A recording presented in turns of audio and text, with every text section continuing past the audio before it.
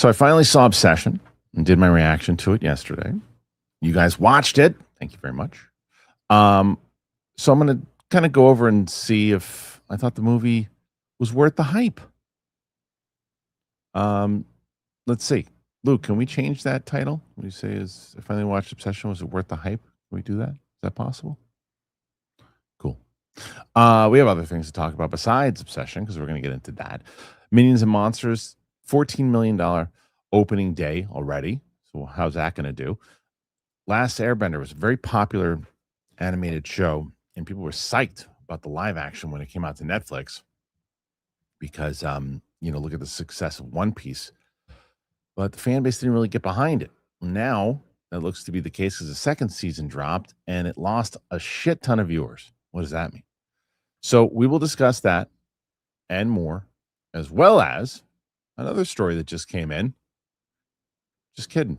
That's a bold-faced lie. It's just the Avatar story. All right, let's get into it. It's myself, Chris Carr. It's the Thursday show. Here we go.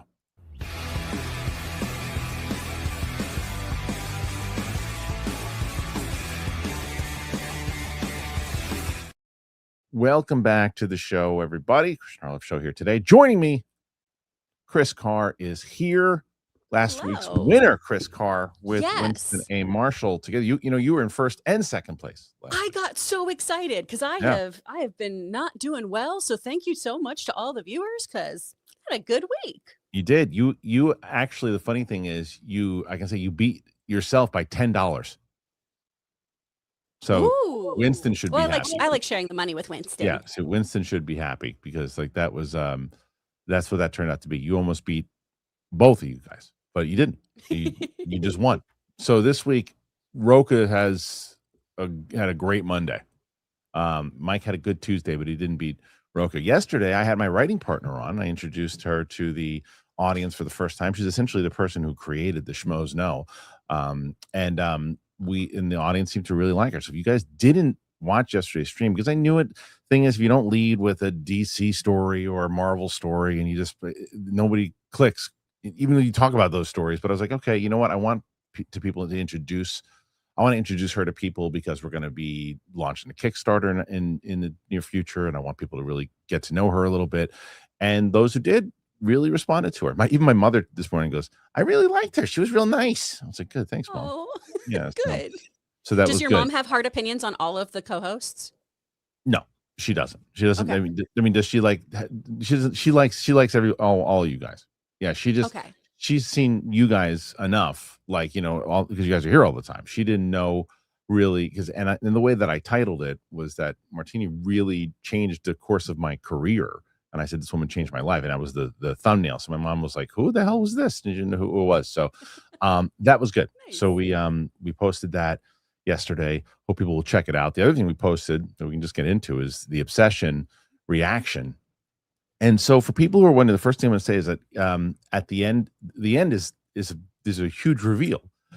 It got cut out of the reaction because Universal has been blocking reactions all over the place. And they blocked ours.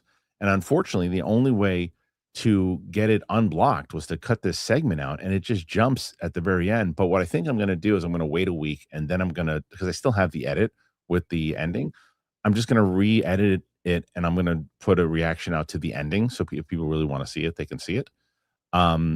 So that will be up on the channel probably in the next week. I'm going to give it a shot. It might get blocked again. I have no idea.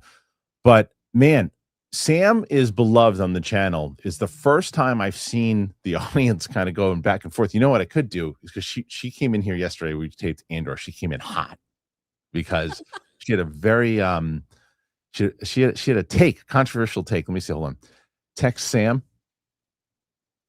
What do you want to say to Sam? Hey, so I'm on the live show right now, and we're discussing Obsession. Do you want to call in at some point, or do you want me to call you? And do you want to share your opinion on the situation? ? Because she's like, we gotta have a debate with people. Because there's something that are you gonna see it? Are you gonna see the movie? I don't know if I am. I've had so many people tell me I can absolutely handle it, and then I've had other people be like, you are not allowed to watch this. I don't know so if you Logan I don't Logan know. and I want to watch it from the comfort of our own home. Yeah. But I am concerned that this is gonna mess me up. So chat, go off. Let me know if I can handle it because you guys I know what don't. a baby I am. I'll tell you what. I don't think you'll be able to handle it. Okay. I don't. We take the spoiler. We took the spoiler label off of this thing. Where'd the spoiler thing go? Oh man, we removed the spoiler thing. Someone remove the spoiler thing. Because I have to, in order to get this thing with Sam, I have to really kind of dive into it a little bit. Oh, But I don't mind. But let's start with this first before, because we'll see what Sam says. She might have texted already, did she? No, she didn't. But the movie itself, let's start with the title of the video here today. Is it worth the hype? The answer is an astounding yes. Okay. The movie's excellent. And it doesn't look like the movie was made for $750,000, right? It looks like it was made for $10 million. It looks just as good as it's a smaller movie than, say, Backrooms, right? Backrooms cost $10 million. But the quality of the movie itself, the filming, like sometimes you make a movie for $750,000, you can see it. You know, you can see it in the film. You can see it in the way that part alone. I noticed it immediately when the movie started. The acting is top notch from everybody around the board. The lead actress should be nominated for the Oscar. She really should. Wow. Okay. I love her. I loved her on Superman and Lois. She's wonderful. Okay. I didn't watch that show, so this was kind of a new thing. This is an introduction to her, and I think she's brilliant in the role. So, do you, again, giving a summary without spoiling, do you know what the movie's about? I know that he has had these unrequited feelings or this crush on this girl for a long time. He uses some kind of little magic stick and makes a wish, and then she becomes obsessed. Right, and all this shit. That's it. That's a great way to put it. So I knew nothing about the movie. I didn't even know that much. I refused to watch any trailers, anything. And we were just on the edge of our seats reacting. We both thought it was excellent. So again, I'm giving a spoiler here. I'm going to put my hands up. I'm going to give spoilers for people who haven't seen Obsession, and I'll put my hands down when the spoilers are over, because I have to give the spoilers in order to tell Sam's point of view. Okay. And again, I'll let her talk about it a little bit more, but we're watching it, and essentially, so this guy, Bear, who is not a, thank you. That's great. Look at that. See? Wonderful. Look at that. Is that PLD or Luke? Whoever it was. Well done, guys. Well done, team. So the guy Bear, he's kind of he's a puss, and he just can't muster up the strength or the will to let this girl know how he feels about her, right? So even when he's about to, and she goes, listen, if you like me, tell me right now. And he can't do it. So instead, he reverts to the stick, and he wishes for her to love him, snaps it, and then all hell breaks loose. Now, that all in itself isn't villainous per se, but it's come on, guy. It's like steroids. You needed steroids. You didn't even give it a shot. Well, he did give it a shot. Just right. But he didn't give it a chance to even see if he could work it. But that I'm not gonna look. All right, you did what basically the kid did in Big, whatever. Sure. But once you start to see it going to the shits, and you start to see that this girl is not the girl that you knew, and that there's something fucked up going on, right? You should start to say a few different things. One, I'm going to get another one of these sticks immediately to wish this thing away, or find someone that can wish it away. That doesn't happen until a long time after. But the progressively crazier she gets, there's one part of the movie where, again, this is spoilers. I'm going to spoilers here for people who've seen this movie. You can come back, and I just have to dive into. Maybe we even put spoilers in the title as well. Kris, she starts, and you don't mind me spoiling the movie for you because you don't know. Go for it. At one point in the movie, she's smashing herself in the face with a glass thing and messing herself up. And instead, and they've been dating for a little bit now, and there's apparently, you know, everyone thinks they're in love and all this stuff too, and they're a couple. If my wife or someone that I'm in love with is smashing herself in the face, this guy is just sitting there going, "Oh, woe is me, this shit's going to happen again." Get up and stop her from doing this. And there's way other things worse. He is horrendous. He is a horrendous person for the things that he's so selfish. He's so selfish. So Sam's point of view at one point, I think is this her? All right, she said, "Call me." Okay, hold on. Call Sam. Calling Sam Ayala mobile. Okay, hold on.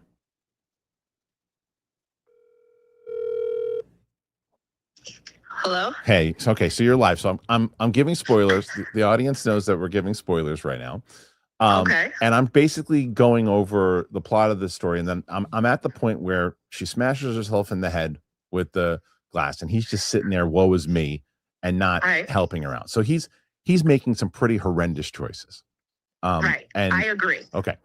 So at one point, this is what I was telling. So Sam in the video goes, as we get to the end, because all this shit goes down, and the friend gets killed, and all this other shit happens, and crazy shit happens. Sam goes, and well, they call. Well, first of all, he calls up and he goes, "Well, how do I fix this?" And the only way to do it is for him to off himself. So as we're watching it, Sam goes, "Kill the bitch." Well, because it's to off himself, but he could have killed her. This is my thing, guys, and just listen, okay? He was wrong from the beginning. Yeah. He did everything wrong. What he did, but remember, he didn't go into this with malicious intent. He didn't break that stick knowing that he was going to do anything bad. He didn't even think it was going to work. Let's just remember that.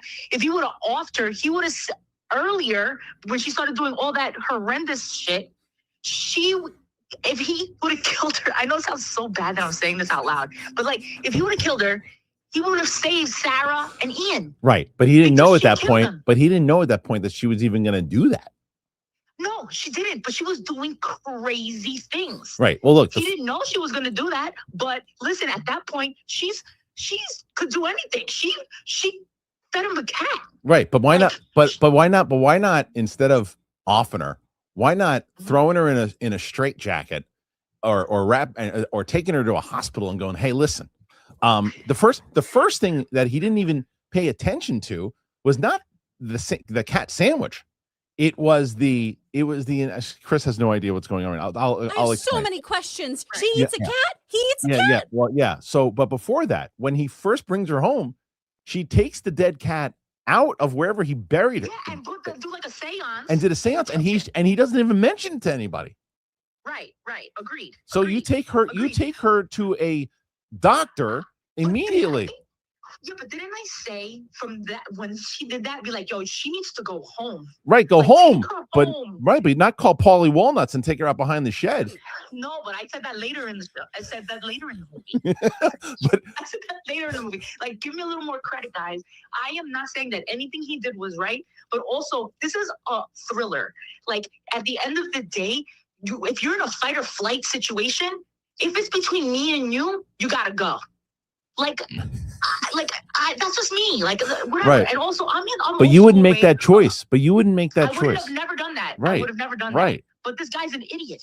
Yeah, he's an idiot. From the beginning. Yeah. He was stupid, and he was a kid that didn't even know how to talk to girls. He had zero Riz or L Riz, or whatever the hell these kids call it these days. And he used that because he was desperate. But again, I'm going by like, well, and also we're all thinking like you would have. You're going by street rules. Yeah. Oh God, I gotta go. I have people at my house, guys. All I gotta go. All right, bye. Thanks, Sam. Bye. Yeah. So we're definitely different points of view on that one too, because like I just think that the girl, it wasn't her. It wasn't her. She's like, there's a point where she wakes up. Someone said, has the guest seen the movie? She hasn't, but I asked her if she minds if I spoiled it, and she said no, because she's not a big horror fan, and so does it. But yeah, Kris, to answer your question, in the beginning, the cat dies, right, and he's devastated by it, and So after the spell goes down and she comes over to the house, she takes the cat out of the bag dead. It's been dead for like a week or whatever it's been, or a couple days, and just puts it in the living room and has a seance with it. And he doesn't mention this to anybody and never brings it up. And then fast forward, as you said, with the cat sandwich, she fed him the freaking cat, and he still take her to the hospital immediately and tell everyone. So he was an imbecile. I would argue, because my only comparison for this, right, is something like the Purple Man from Jessica Jones, who can tell you you're in love with me, and then you lose all autonomy and you are, obsessed with this person, that kind of situation too. Doing that still makes you a person with ill intent. Yes, taking away someone's, so he is a villain. He is, like, because is how it sounds. Once he figures out that, because look, when she first, he wishes I wish, she would love me more than anyone else, right? And then she shows up and he's like, okay, maybe this could work out. Maybe I don't know, maybe she sees something in me now that she didn't see before, and that's what the wish did. Okay. But the second you start to see shit really going wrong, and you still selfishly let this girl become this, then yes, you are the villain. And he is the whole entire time, and the way he reacts to things and other things, to where I got to a place when they said, you've got to take yourself out. I said, that's the position you put yourself in, brother. And so Sam and I just had a very different point of view on it, but it was funny because the audience is usually always on Sam's side, but this time, it's the one time she couldn't believe that everybody was like coming after her. I said, welcome to the internet. I said, this is it. So anyway, you can take the spoiler off. I'm not going to spoil it anymore. Thank you guys for listening to that, but the movie is fantastic. And as you can see, it's a conversation starter. And I did miss something, which I won't spoil it again, but there's something that I missed at the very end of the movie that people pointed out that I now makes a lot of sense. But it's really good. I can see it is one of the better movies I've seen all year. And it just goes to show it. I understand why it did better than Mandalorian and Grogu. I understand why it did better than He-Man. I understand why it did better than Supergirl. Those movies are so boring and like repeat, money, as opposed to creative and thought pieces. And yeah, it's disturbing. But it's like, but this is, to me, this is the way to go in the future. Yeah. Well, and I've heard so many people too talking about how they were just so excited to see, a fresh story, fresh faces. Yeah. They were really pumped to not see the same actors used over and over and go, wow, these actually feel like people. They feel like friends I know, or they remind me of this shitty guy I dated, and I think that's one of the things you as a viewer kind of like to do. I can actually like put myself in this world because it's not all the glossy, familiar faces. 100%. And so, anyway, so that's my thoughts on Obsession. Curious what you guys think about it in general. Wonder if you've seen the reaction. Please go and do so. We have a lot to talk about. Kris did see, speaking of Supergirl, she saw it. I want to get her thoughts on Supergirl in just a bit. But before we do, I'm going to tell you guys about LiquidIV, and then we're going to come back and hear Carr's thoughts on Supergirl. So here it is, LiquidIV. Check it out. Links in the description. Badoosh. Summer's coming around. I like taking long walks with the family. There's a lot going on with camps with my family.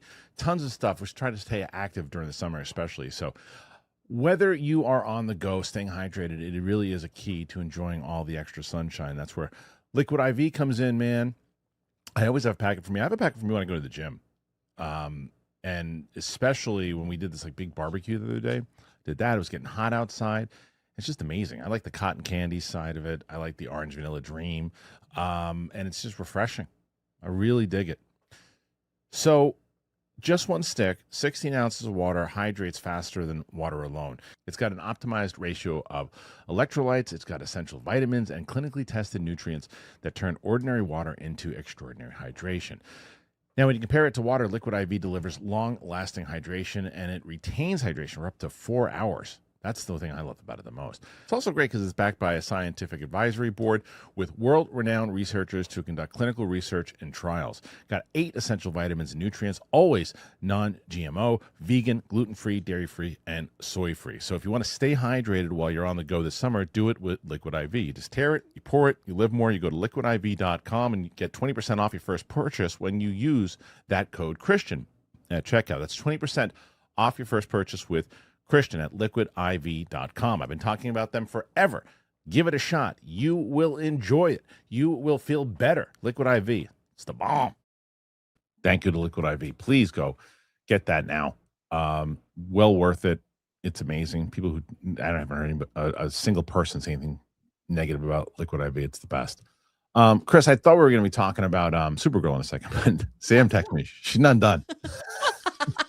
So let's get Sam back Go on off, here. Queen. Let's do this. Put that spoiler thing back on for Obsession. Sorry if you haven't seen Obsession. We're going to get back into it. Call Sam. Right, because I want to, because she had to jump off.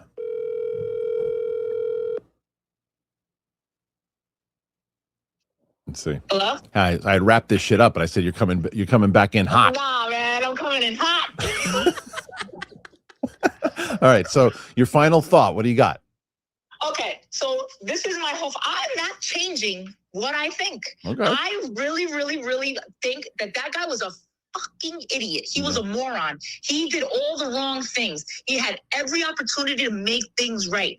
But when he was in the midst of the shit storm, like, you're going to tell me that you guys, like, you're in it. Sometimes you make impulsive decisions. You just do whatever. You know what I mean? Like, that would have been my impulsive move, was because if I have to pick me over you, and listen, again, I'm going to say this. He did not, and me and you talked about this yesterday, Kristian. He had no malicious intent. No, he didn't. He's just like a guy that doesn't know how to talk to girls, and he broke that stick thinking that it was not going to do anything. It was just like a joke, but it did. And now here we are. So you're saying basically, listen, it's kill or be killed. I'll feel bad about it afterwards. Yeah. Like if I'm in a situation, when I said that, like, kill, like, it was because she had done so much outrageous shit already. But it wasn't her. No, okay, that's another thing, right?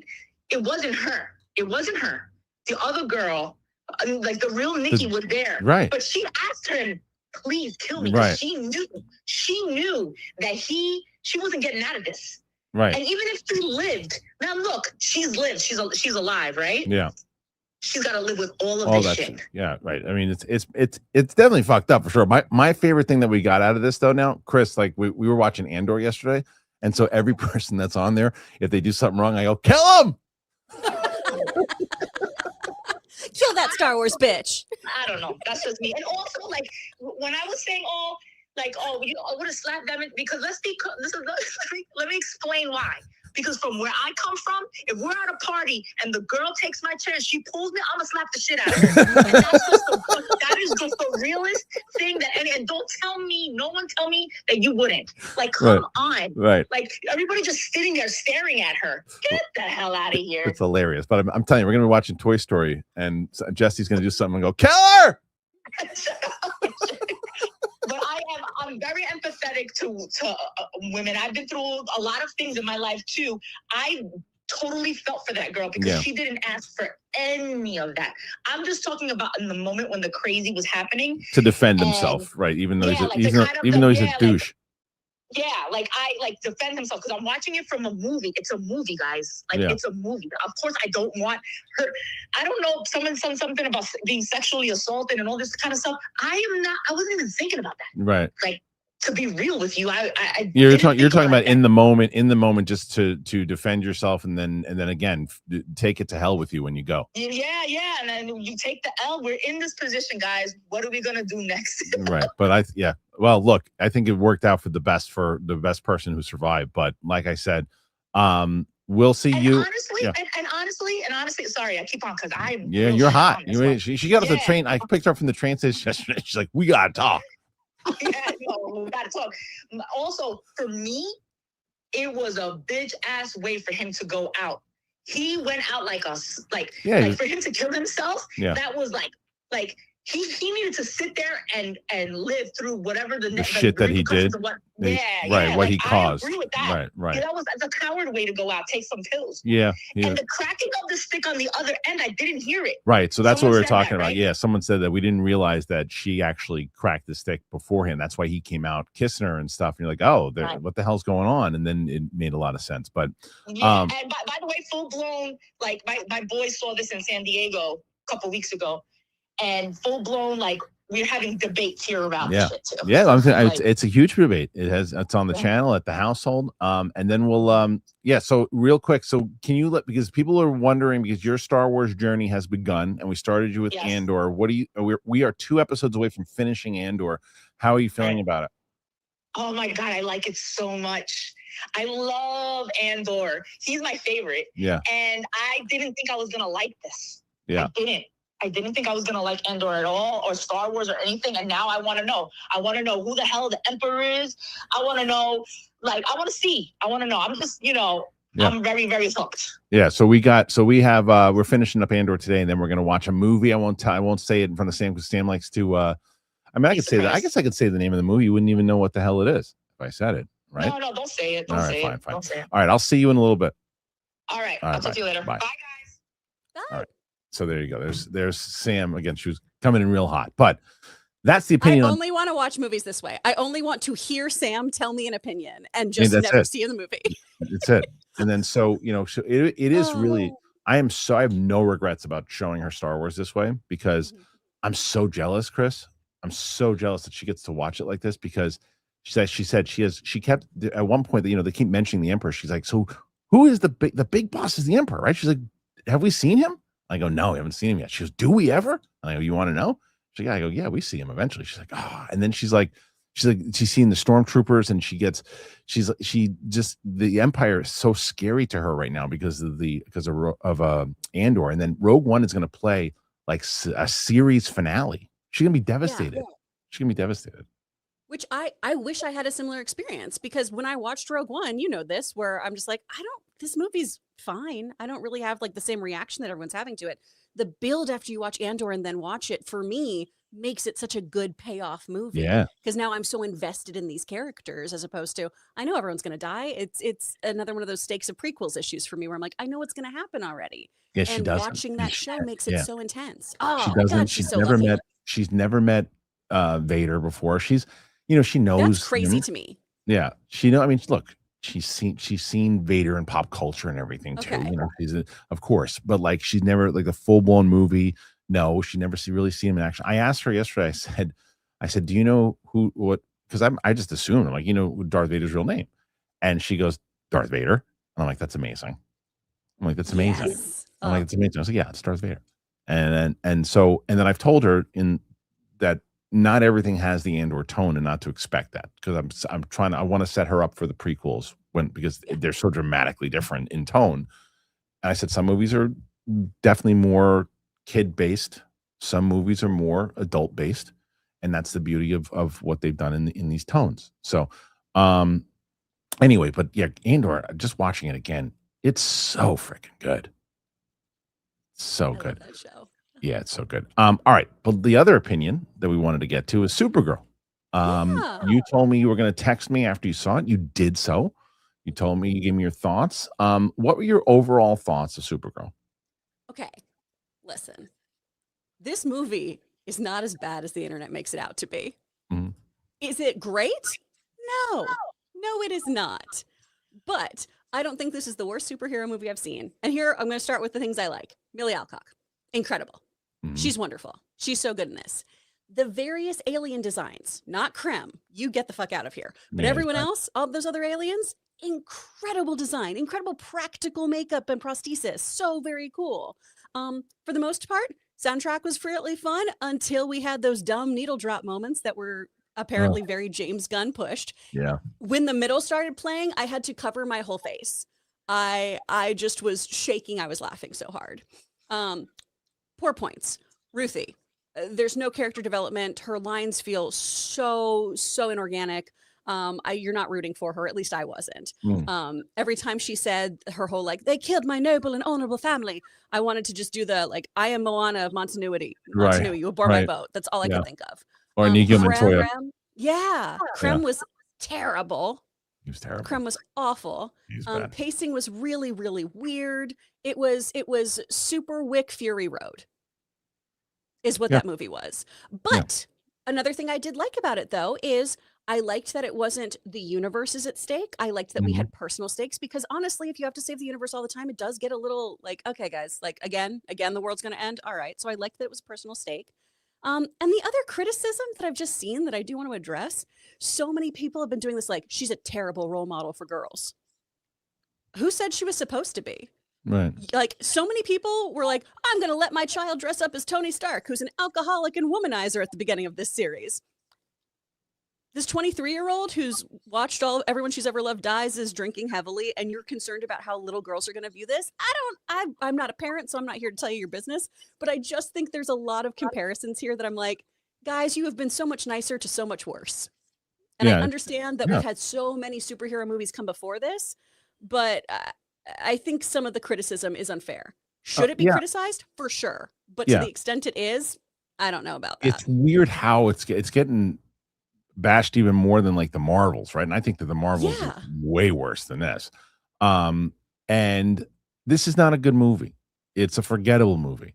But I'm with you. It's not like I didn't mind the tone, and there were some the Krypton moments and stuff too. I thought really worked. Yeah. Right? There was some good stuff in it for sure. But it is not, you know what, like I said, there was a lot of, I think, people just kind of hammering on and showing how bad it is, and that's out there too. But it's the same thing, because then you get the same people, the I love everything, that have to feel like they have to protect it and everything. Like, I saw some guy on Twitter yesterday, includes me, and goes, "Oh, unfortunately, he's now diving into the camp of the toxicity on this." And I wrote back, I go, that is false on so many levels. And the guy writes back and he's like, well, you know, you're talking about how the DC's failing after 2 movies. Like, it is okay to ask the question, does the DC need to maneuver after this? Because it's also reporting on the fact that this is not a win. You can talk about it. Now, there's a way that you can express yourself. If you're screaming and yelling about women and James Gunn being this and that and screaming, calling people names, then you're doing it wrong. Get out of here. If you're saying the strategy of putting Supergirl as the second movie could have been a colossal error, I stand by it. It was an error. And I also stand by the fact that I think doing a Bane movie and a Deathstroke movie next, if it's not a $40 million movie, is a colossal error. You should be focusing in on Wonder Woman. You should be focusing in on Batman. You should be focusing in on these characters. The obscure characters right now are not working, and it's a business. I understand, Kris, that you're such a comic book fan that you want to see these other cool characters pop, but for the mainstream audience, they don't give a shit. Yeah. Well, and we've talked about this before I love the idea of doing this. I love the idea of hit me with some other characters, because with Marvel, we did have people who were a little bit more like BCD tier, and that worked for them, but it's because they also were assembling all these different characters, doing these isolated stories, and you still at least knew enough about them. You knew who Tony Stark was, you knew who Thor was, etc., etc. Right. Supergirl being the next one, I think it works if you are, Winston and I talked about this, if this is your like superhero, like we're starting with Superman, we're doing the alien stuff first, and we're really focusing on him. But to have all these other projects before the rest of the Trinity, how are we gonna make our DC gumbo? You gotta have Bats, you gotta have Wonder Woman. And I know that Crypto is beloved. Gosh, do I love that guy. He looks like Gimli so much, and he's so toyetic, so I understand DC pushing, like, he gets his own animated series now. He gets all this other stuff. It's so wild, the properties we're getting before we get like a Wonder Woman or a Batman project actually coming into the fold. And the Batman that's included in this universe. Right. Absolute Batman, I'm so excited about. That's such a cool story. The Batman too, right. The Batman, but having this continuation, I feel like if we're talking about what's in the cinematic universe, we're missing some key components. Yeah, you got to build. And there's nothing toxic about bringing up the fact that if you think in the same way that if you're watching, a baseball team and you're like, I don't know, they had such a good player at first base, and then they traded him. I'm a Knicks fan. Shit, I really wish I would have signed Robinson, right? But but they didn't. Is it, why are you being negative? You can't be negative about it. You're buying into the same thing everyone else says if you're negative. No, that's not how it works. You don't love it the same way I do. It's not how it works. The internet famously lacks nuance. And unfortunately, it's one of those things where we click on headlines and or if we even don't do that, we just read the headline and that's the entire story that we run with. That's all we talk to people about, right? And people do these really polarizing things in order to either rage bait and get engagement for that, or are so overly generous with their critiques that then they're really just pushing to be part of the marketing. You know what I mean? I want to have my pull quote featured in their next trailer drop. You can dislike something and still find virtue in parts of it. You can love something and still go, yeah, I know this isn't a great movie. I love Superman. I love that movie so much, and I completely understand people's criticisms with it. That does not negate that I personally enjoy it. You can have objective and subjective opinions. It's pretty wild, you guys. It's the unfortunate side of the politics of it all, and not just the traditional right left. It's the idea of if you like something more than someone else says, if when everyone else doesn't like it but you like it, then I guess you're a show. If you hate it, if you just don't like it, and you just don't think it's a good movie, and you don't think, well, then now you're a toxic person, and now you should be doing a hate channel because you don't agree with it. You're not trying to spread the positivity. It's like it became teams. It's boring. It's boring. But anyway, so that's out there. The other thing that I guess that we're curious about this, because Luke sent this to me earlier, and he said maybe you should leave with this. I said, look, if I have to talk about this as a main topic, I'm going to jump out the window because I don't know anything about this topic, and that's Avatar, right? I just don't know anything about it. It's not I'm not poo-pooing on it. I know people love it, but I don't know enough about it. But I was like, you know what? Let's read the story, and then we'll let Kris comment on it because Kris does know it very well. Love Avatar. So let's check this out. Avatar. Hold on a minute. Okay.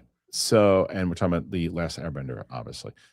Is that what it's called? Last Airbender? It is, right? Yeah, Avatar: The Last Airbender. Yeah. All right. Okay. So, right here, the Last Airbender sheds viewers. The second season of Netflix's live-action adaptation of Avatar: The Last Airbender premiered last week and pulled in 8.7 million views in its first 4 days. Even though it ranked second in the streamer's weekly English language TV rankings, it also represented a major drop from the 2024 first season. The first season debuted with 21.2 million in the same span of time, meaning it was a steep drop of almost 60% in the second run. Still, the new season did have the impact of renewing interest in the first season, which charted in third place with 3 million views. The new season pales in comparison to I Will Find You, the new Harlan Coben adaptation, which landed 24 million in its first 4 last week and had a further 34.1 million this week. Comparatively, Netflix's live-action One Piece series debuted to 18.5 in its first 4 days, while its second season was 16.8, much smaller drop of just 9. Interesting, though, to show you how big of a IP is, that One Piece, which was critically and loved by the fans, 18.5 as opposed to whatever, 24. Or what was it, the first season, Kris? 22? Is that what I said? Wait, 21. 21. I mean, that's pretty damn good. It shows you how popular the damn show is. Yeah. But is this a kind of Amazon Lord of the Rings type situation? The first season was so not liked by people that even hardcore fans were like, I'm not coming back. And then the second season turned out to be pretty good. It could be one of those things because I do think season 2, in terms of some of the acting beats, some of the choices they're making on camera and everything, are a step up. However, 8 episodes is not enough for a show like this. They took an incredibly beloved season and condensed it down to 20, from 20 episodes to 8. That's a lot that you got to whittle down. And so many people argue that, well, that's a lot of filler episodes. They're really episodes that are really character building and building on relationships. And one thing that I kept hearing from folks was, oh, these relationships are so forced and so rushed, because we took out a lot of the time where they get to actually know each other and build their camaraderie or build these crushes or things like that. So there's some things that work really well here. There's some things that absolutely don't. And I think as always with anything, when you try to kind of capture the like paint by numbers of something, we tend to not like that. But when people also do their own interpretation, people also really don't like that. Like, I think the actress who's playing Azula is doing really great with what they're giving her. But that character in the books or in the comics and in the animated series, she's a sociopath. You know, like I want that. I want more of that. Like, and she instead is having some like really lovely beats every now and then where we see that she's a human or we see that she's hurt by something. I don't want that, frankly. I want her to be absolutely out of her gourd. That goes back into our Supergirl conversation, right? Because so you know the Woman of Tomorrow graphic novel and how many people responded to it so well. And then from what people say, I haven't read it, they changed it dramatically, right? It's like if people responded to that and you made it because people responded to it, adapt the damn thing. Yeah. It's especially because something like Avatar, you're investing so much in building this world out. And this is a show too that I think could really greatly benefit from when they do those, let's do little drops. Let's do a couple episodes here, a couple episodes here. Really milk that season and let everyone see the world you've built. And because of that condensing too, it just doesn't feel like this incredible big world. The second season mostly takes place in a city called Ba Sing Se. And it's this massive city with like different rings that also correlate to like levels of poverty or wealth. And it's kind of like the Obi-Wan situation where so much of it feels like you're on the volume. And so I'm losing like the expansiveness of this city and how it's so impressive that somebody almost conquered it before and that they're trying to conquer it again. Like there's just little things like that. You don't feel like you're really there. Yeah. And I'm wondering for people who have never watched the animated series, if they have a very different experience from this, because I can always go back to my Steelbook. I can always go back and watch this cartoon. I wonder if other people have the same pacing issues without having that prior knowledge. So anyone who is just watching it sight unseen, I'd love to hear from you because I could give it a little bit of allowance and I tried my best to remove myself from my understanding of the show.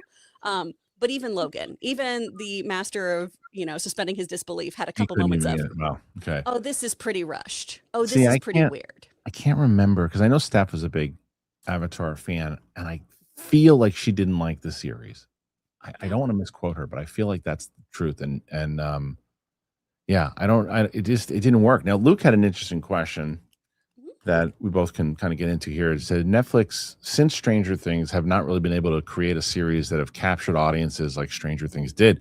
What made Stranger Things able to hit that trending? Well, I mean, look, you're also looking at 2015, 2016 when that show first came out, around that area. The 80s nostalgia thing was fresher, right? And they took the 80s side of it. They did that. They had a really good writing. They had a good cast. They also capitalized on the success of or the building up towards It when that was coming out. They had really good writing. They had really good marketing in general, and they had good performances, and they just had a really interesting story, and it was new. And they pushed it. It was really when Netflix was starting to pop as like the premier streaming. I know they had House of Cards and other things, but it really was like that area when there was no Disney Plus at that point. There was no and their competition wasn't much, so they were really going against like HBO at the time and other things. But they were the streaming platform where now there's a lot of different shows. Apple has a great show out every other Thursday. Netflix was starting to say, look, this is what streaming can do, and Stranger Things was one of those things. Yeah, absolutely. Well, it's kind of the Obsession thing that we were talking about earlier too. We had a whole bunch of fresh faces. We had Winona Ryder, so you had that like, oh my gosh, I love her. I loved like the stuff that she did in the 80s and 90s. You had, David Harbour, who most people did not know. Right. It was, oh, isn't that guy from Newsroom, or isn't that the guy from a couple of random movies? You had all these fresh faces. You had so many homages to great horror 80s sci-fi films and things like that. So it was this, hey, let's take some familiar concepts, but give it a fresh new spin. And I feel like a lot of times when we are adapting materials, which is a huge thing that Netflix is doing, they adapt so many books, right? They adopt so many anime, manga, that kind of thing. But in this kind of case, when you take something so beloved that has a hardcore fan base, it's really hard to get that live action iteration nailed. It's true. You have to like kind of, if you gotta have a few successful ones first, even if because if season 1, season 2 were great, and then season 3 falls off, it's like, all right, I love the first. Maybe they can get back on track. But when you start off the gate, like here's an example. I guess this will segue out of it. Despicable Me starts off big movie. They new, and then they do a Despicable Me 2, then they throw Minions in there, and then they do and now these movies make anywhere between $800 to $1 billion every time out, and that seems to be the case once again, Chris Carr, because Minions and Monsters, it's a $14 million opening day already, and Universal and Illumination's Minions and Monsters pulled in $13.75 million on its opening day on Wednesday. No previews, easily claiming the top spot. PLD, can you tell me how much what it's Rotten Tomatoes right now? Because I'll go into that in a second for myself. It pushed Toy Story 5 to second place. That film earning a further $7 to $8 million for the day and bringing its domestic total to $326 million. Projections now have Minions and Monsters tracking for around an $80 million 5-day domestic debut. Some estimating anywhere between $60 to $90 million. A further $90 million is expecting from overseas market by end of Sunday, meaning a potential $170 million worldwide launch. It's pretty big. The new film follows the early days of Gru's henchmen in the 1920s heyday of Hollywood, from their rise and fall and rise again as movie stars and defenders of Earth against an alien invasion. Film sits at, Film sits at 88% from 86 reviews on Rotten Tomatoes. It's the highest critical score for any Despicable Me or Minions movie to date. Also had a strong A- cinema score from audiences. It was also incredibly budget conscious, costing just a net of $85 million to produce. Good for them. Smart before marketing. Collectively, across 6 previous entries, the franchise has earned $5.6 billion globally. This is why that is so smart at the end there, that number. For the first 20 minutes, it's and you know what the hell, you know what they're saying, but you don't know what they're saying. And you didn't have to hire a $5 million actor to go, you just have the director or whoever else do it, and you just, there's Roger and whoever else too, and it does, like, so this movie, I took my 14-year-old to see it, who loved the Minions as a kid, and she was for an hour and a half, she was 6 years old again, and she was smiling the whole time, laughing. I turned around, I said, this is my out of the theater reaction. There were other kids, big smiles on their face. I walked out, heard people talking, it just adults going, I just felt good watching that movie. I was laughing, and it was like, it did feel to me, and I liked it. I liked the movie a lot, but it did feel to me like, when you see those little 3-minute like shorts of the Minions, like right before like a big movie starts, and they show the 3-minute sketch, shorts of the Minions. This is that they stretched into an hour and a half, and they could have easily made this thing, but they do it in a way that it's really it's impossible to not watch this movie with a smile on your face, because it's so goofy, but it's fun, and it is what it is. About $170 million projected to make. I think it'll make more than that. Toy Story is going to have some competition. Oh yeah, absolutely. Yeah. People love this. I was talking. The Minions are something that I just don't really get. Yeah. But I love that other people love them so much. It was just something in Despicable Me that I was like, oh, they're cute, weird little guys. And then when they started getting their own movies, when we got the giant eye of Mignon looking over Los Angeles from Universal Studios, it was like, I don't really get the appeal of this little banana dude, but sure, love it. Good for everybody else. And I think they're so smart to really capitalize on these guys, because the franchise has made billions as a whole, but just in retail alone, it's generated about $2.5 billion in all their toys and plushies and apparel and everything. Right. The characters alone, the little Minions, drive about 70 million of that total net worth. So to continue capitalizing on it, and because they're such weird little dudes, it's total blue skies, right? You can do anything with them. They are indestructible Oompa Loompas. So you can do ridiculous stuff, and kids love them. Yeah, it's true. And it's like, and that is, that, I guess Luke, or who is it, Luke or PLD? Someone just asked a question, said, it was Luke. Was it dumb for Disney to drop Moana live action for next weekend? Potentially, right? Because you're taking business away from Toy Story by dropping it. You're also now going head to head with Minions. It might not. The thing is with the live action, this is what I think is going to happen with Moana, Luke. Similar to our bet with Mufasa and Sonic, right? I think Moana is going to have a soft opening weekend, but I think it's going to have legs because I think that people don't need to rush out to see that one opening weekend. I think it'll be out in the theater for a little bit. I think it'll bleed into August, and people will start seeing it in August before you go back to school. And I think it's going to have legs, but it's going to definitely take a hit from Toy Story 2's third or fourth weekend. Oh, Toy Story 2, Toy Story 5, and then Minions. Going to have a strong because their drop off. Let's see, because Toy Story 5 did 150. I guess it's opening weekend, right? And Minions is just going to do 70 or 80 or whatever it is. Yeah. Weekend 2. So it'll probably be, in the 30 to 40 million dollar range for week 2. Moana will probably beat it, but it's still going to take some time, it'll slice some meat off the bread. Yeah, for sure. Well, Yeah. I mean, people aren't going to rush to it too. Like they know how Moana ends, except for Logan. He's still going to be there every single week going, does she make it? And he's going to help keep that box office going. Yeah. But everyone else, you can see that movie when you need to. And it's one of these kinds of movies in the summer for kids. My neighbor has 2 little girls, and they are at the movies every time that he has them. Like anytime it's his weekend with them, they are at a movie. They are going to do something. So they are just entertained and also relatively quiet, for 2 hours. Yeah. So I feel like all of these are going to do really, really well over the summer. I think so too. Luke had mentioned that Spider-Man's coming out. I think it's a different audience. A little bit, especially since this one, they are leaning into like a little more adult, a little bit more potentially like spooky kind of stuff because of that spider transformation. Yeah, I'm going to take a few of my friends with kids have been like, I think I should see it first before I bring my kid out. I'm not taking my 8-year-old to see Spider-Man. I'm taking if she's actually she's been so psyched to see Toy Story, and they just the last 2 or 3 days things kept happening and she couldn't go. She's been so upset.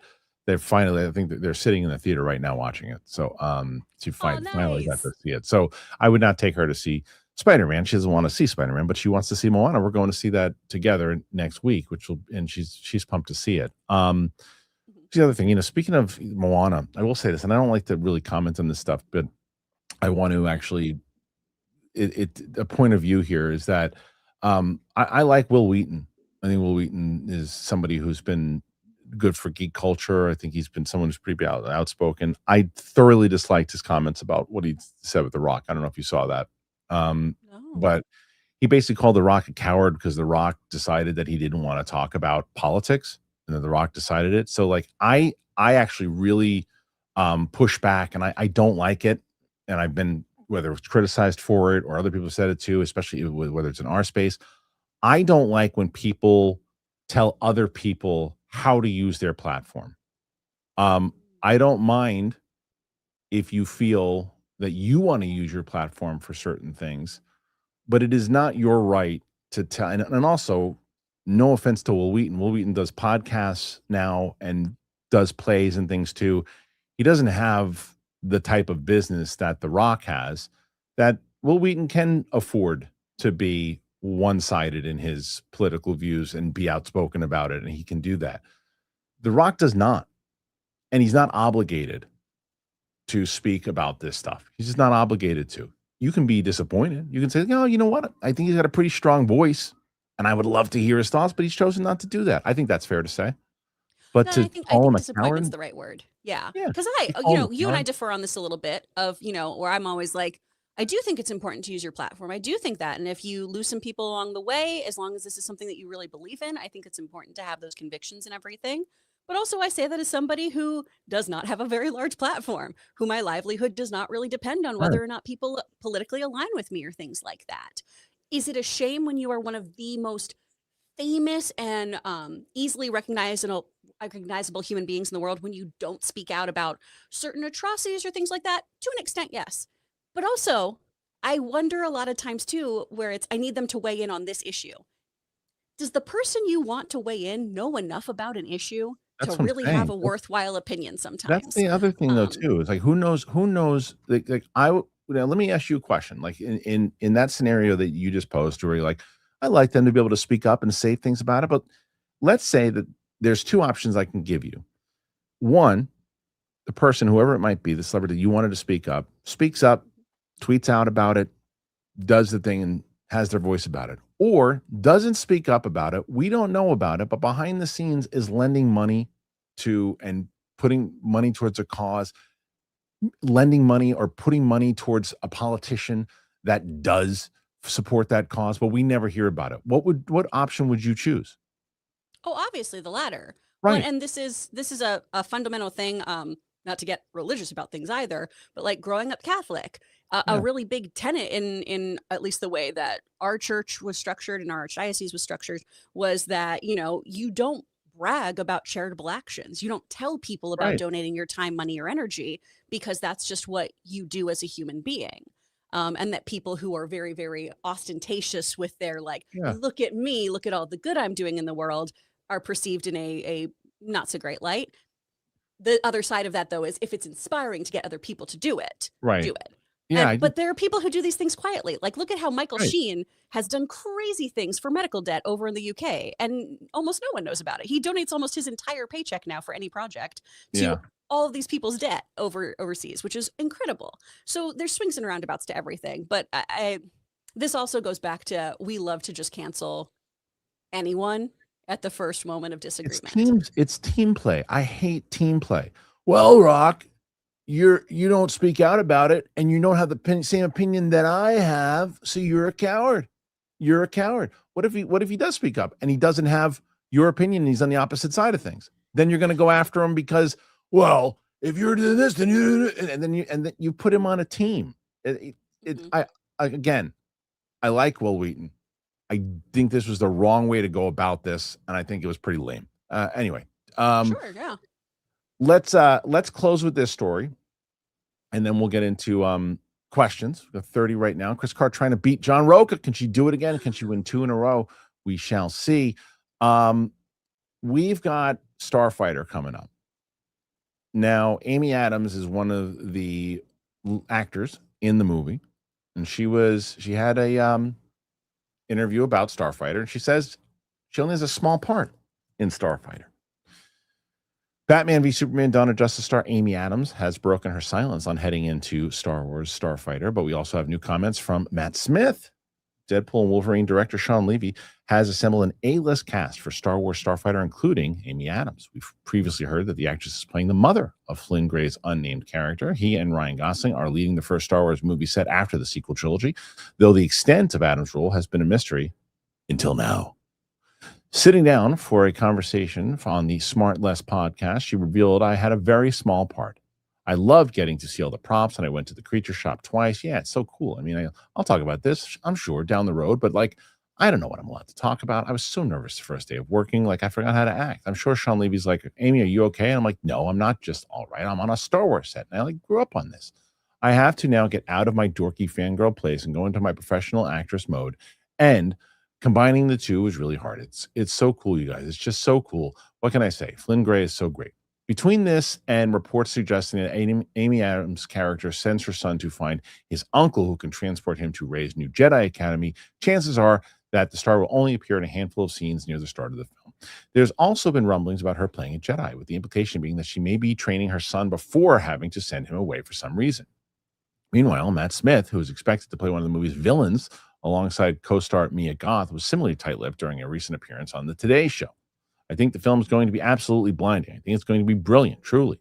I was so excited and thrilled to be on it. Mia Goth, fantastic. Ryan Gosling, great leader. Sean Levy, real top director, is brilliant. I might even go and watch it today. Can you believe that? There's a rough cut, kind of rough. Many fans had hoped that a first look at Star Wars Starfighter might be attached to The Mandalorian Grogu back in May.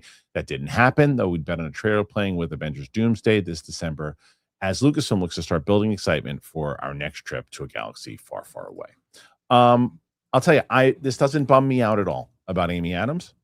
I think I look at Scream with Drew Barrymore, right? Mm-hmm.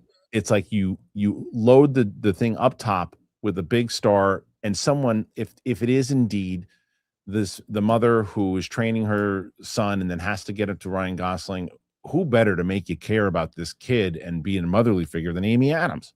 Yeah.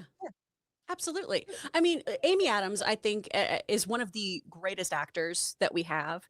She is a wonderful listener. I mean, it's why Arrival's so great. It's a masterclass in watching somebody react to I love it. things. She's so incredible. Yep, it's a great movie. She's somebody who I'm trying to go through all of her filmography because I love everything. Mm. But I'd also compare like the length of a role to somebody like Viola Davis. You know, she has a scene in Doubt, and it's one of the most powerful things you'll ever see on film. So when you have a Academy caliber actor like Adams in Star Wars, you can get a wonderful, beautiful, nuanced, emotional scene, and she can get in and get out. I think she's gonna be great. I'm really hyped about this movie. I know that like I should temper my Star Wars excitement. I know that, but I'm just really excited about this one. I like everything I'm hearing. Well, PLD asked this question. I wonder if it rubs anybody the wrong way, the way that Carrie Ann Moss acolyte appearance did. No, because of stories like this, because we're already expecting her to not be in it that much. Carrie Ann Moss, you're like, oh, she's gonna be one of the big members of this whole thing, and they ruined her. Ruined her. She was in every bit of marketing. Everything. She was doing talk shows. Everything. It was a bait and switch. It was bullshit. So that's why people get pissed off with this. You're already expecting her to kind of be, she's there, she's not.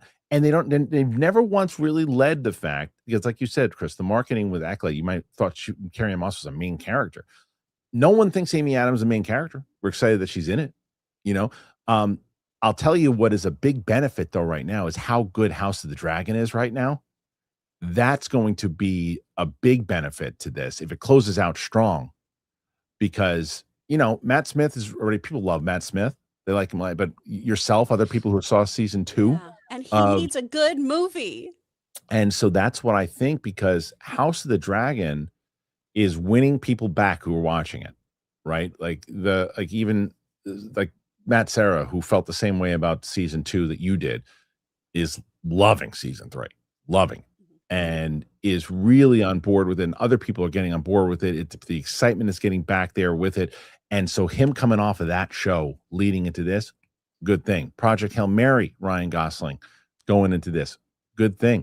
People wanting to get the stink of Mandalorian Grogu out of their mouths, that is going to be a good thing, because it already has more star power. It's got real story to it. This movie, it needs to be big for them, because if it's disappointing and it doesn't, because there'll be videos and everybody else trashing it. Oh, it's going to be another Disney woke movie and this and that. And they'll now, if it bombs, you're going to give them every bit of the ammo to say this should be the end of this, because I'll agree with them. I'll agree with them. If this movie bombs and it's not good, it needs a reboot. However, if you shut people up, you make a great movie and it does really well, you make all the videos you want about how it stinks and this and that too. But if you show up in the box office and it's a success, there's only so much people can say. Absolutely. And that's why I'm really, really rooting for this one, especially Ryan Gosling coming off of a 105-day theatrical window there for Project Hail Mary. I mean, come on. I want movies to do well always. I really want Star Wars to do well in theaters. And I want it to be stuff that makes me want to sit in a theater. We talked about this. I love that I went and saw Mandalorian Grogu in IMAX. Some of those moments were so cool to see on a huge screen. But for the most part, it still did feel like I'm watching like TV show. Several episodes edited together. That's really what this feels like. And I'm really hoping that this is the cinematic experience that so many fans have been looking for. That's why you put a movie star in it. That's why that's why movie stars in it. You know, it's a very fair comment, and I'm not being facetious about this. So, Mr. No, but I'm serious. He's like, I don't care. And I think that's so fair right now, because they haven't really given anything to care about. However, and if you remember this, Mr. Film Guy, if you remember this comment, when the first trailer for Starfighter drops, if it's good, right, and if you enjoy it, come back and let me know, because that is a way for them to, you got to put out a stellar trailer. If it's I don't care trailer, then that's a problem. But I like the cast. I like the idea of it. I like that they're going to try to reshape the future, both in real life and in the Star Wars universe. So we'll see what happens. But what do you guys think about Amy Adams' part, about what Matt Smith said? Because Matt Smith doesn't really seem to me. I mean, a lot of actors will say things, like, "Oh, this is a great movie. I'm so excited for it to come out. It's amazing." But there's just kind of like a genuine thing about him that I don't feel like he would say that. I could be wrong, but I feel like he would just be like, "Oh yeah, it was good to work with these guys and everything too." But he seems pretty damn excited. Yeah. That gets me hopeful. Fingers are So, crossed. yeah. So we'll see. All right. Chris Carr, let's get into this thing. We got to try to beat John Roca here today. You need some big ones. So we shall see. Ron H starts it off. For why, Chris? Why watch another film proving how dumbass we stupid males are? There are more than enough examples out there. No need for obsession. Did you not like it, Ron? I'm curious. Or are you just saying that? Yeah. This does kind of make me think of, though, when everyone was talking about how great the Joker was. And I was like, I'm glad I saw it and I never want to watch it again because it's about like some incel culture and some other stuff. So I feel like I would leave Obsession just being like, I need to shower and not speak to anyone for a while. I don't trust or love anybody. That's fair. I also try to sometimes just try to go away from like whatever the message is. And I just watch the movie. Sure. It's not always that easy, but that's what I did for this movie. It's like people, and especially it's like I've realized this a lot more recently too, is that as much as I lived in LA for 25 years, a lot of friends, LA is in a bubble, man. LA is in a real big bubble in how that they perceive the rest of how everyone else thinks. And I worked at places like that, and I saw it in the conversations too. And it's like the world, not everybody sees the world the same way that LA does. And, Sure. And it goes back to that team conversation. But anyway, Ron H. Oh, we did that one. Sorry. Ayoshi Yamatsu. Today marks 1 year since I lost my mom to complications from chemo. I'm sorry, Yoshi. She died holding that breaks my heart. It broke me. So, but thanks to you, your co-host in the show, the past year has been full of tears, but also laughs. Thanks for everything. Dude, that wrecks me and makes me feel happy at the same time that, we could do that for you. But I'm so sorry. I'm really sorry for your loss. Yeah. That's awful. Thank you for. I'm so glad we could be here. Yes, 100%. Thank you, Ayoshi. Sammy. Kristian, your conversation with Martini about not giving up is something I needed to hear. Been doubting myself with my YouTube not reaching the goals I want, but I'm still going to try and not live with regrets. You got to. And that's what we talked about yesterday on the show is that, look, and this is why I tell everybody, look, Sammy, just put together something like, even if you want to do a video on Tuesday and video on Thursday. And I say the same thing for people who are doing like stand-up comedy.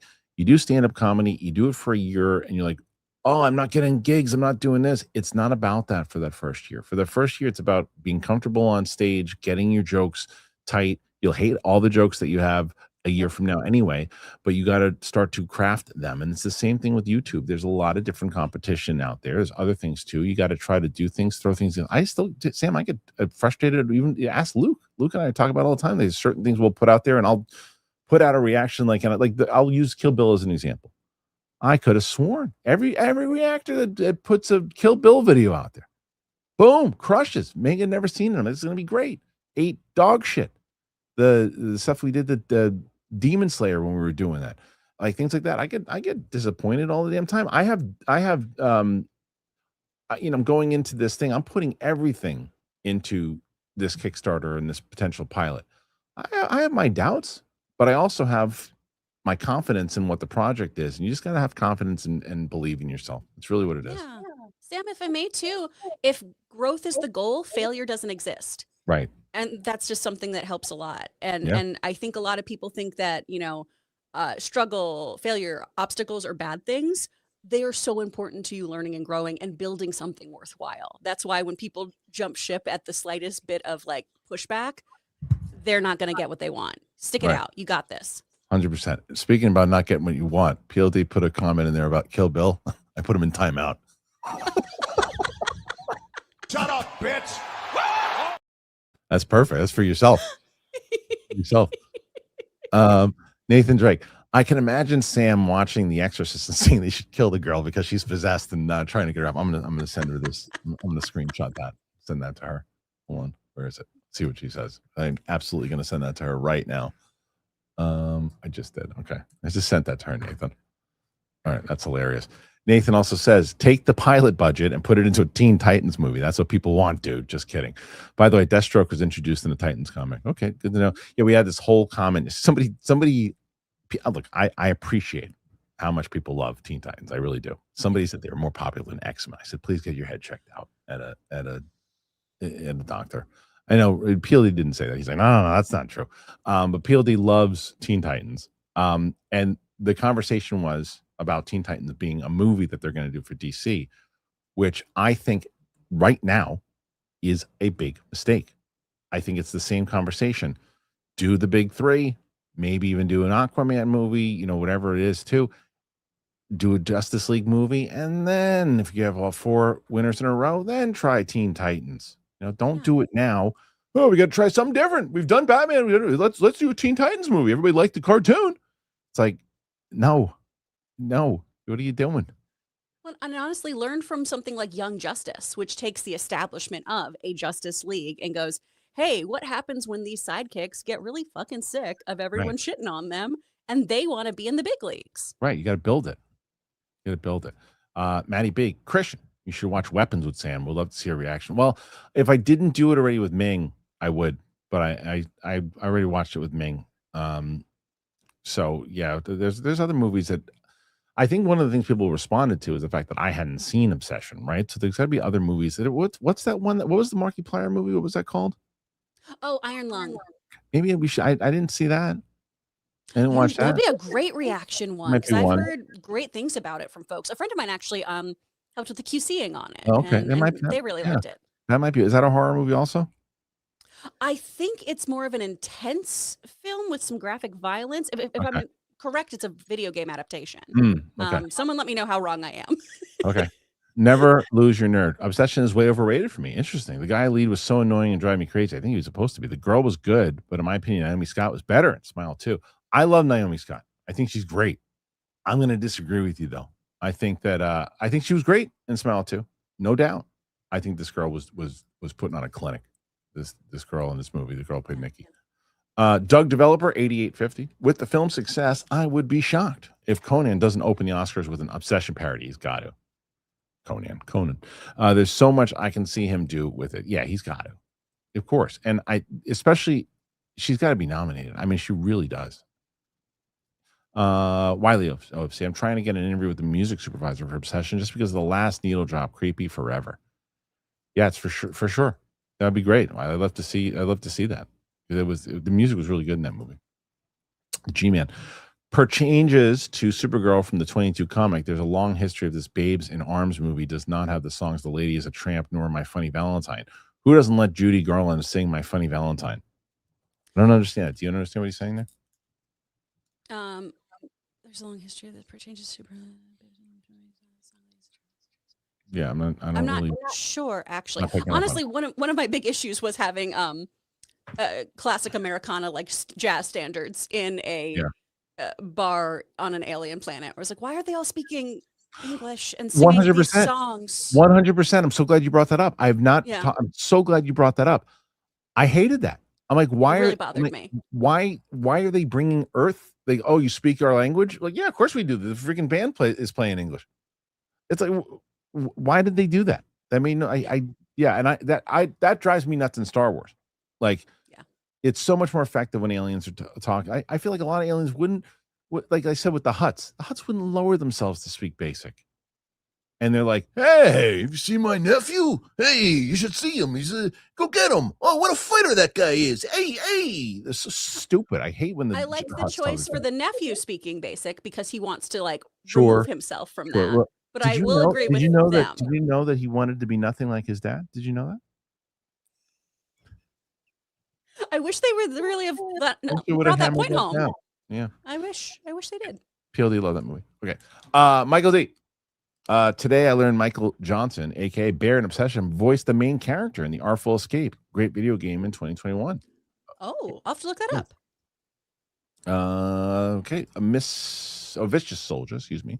Obsession and Love Potion #9 movie back to back. That's 100. That's absolutely. It is the horror movie of Love Potion #9. Underrated movie, by the way. Love that movie. Tate Donovan, Sandra Bullock. So fun. Yeah. Mike Joyce. Fun fact: in the car scene, she survived getting her face smashed and was slowly dying the rest of the scene. Glad they changed. Oh, really? Oh, in How they did Obsession? that? I don't know how that. You see the movie. It makes no sense. Rocky McFly.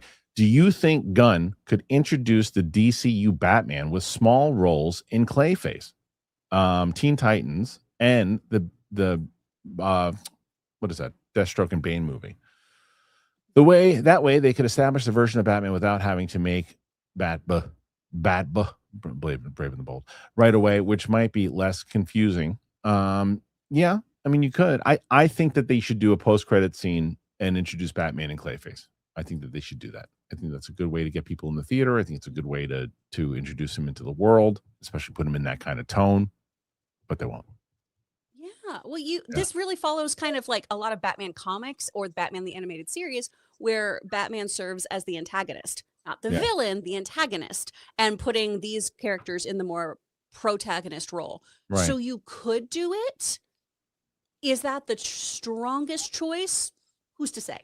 I don't know if it is. Right. All right. 39 questions thus far. The G-Man. And change the song to be in black. What was that? Oh, from what you were saying before. I still, you know what, G-Man, I don't think we really kind of to be in blackface. I don't think we really caught on to that whole point. I think it went over our heads. I'm sorry. Trey Porter, Obsession is a demonic fatal attraction. Yep, it is. Ooh. Yeah, it is. Trenton Holtzman, Chris's reaction to the cat sandwich was priceless. It sure was. Just slowly started raising my hand, being like, I have so many questions. That's a lot. This movie has so many things I don't like, so maybe I won't see it. Yeah, that was pretty messed up. Michael D, Obsession, but it's PLD wishing Rocco would go on a weekend getaway with him. What's the verdict? Sam Eagle? Yeah. It's okay, I understand. You're an idiot.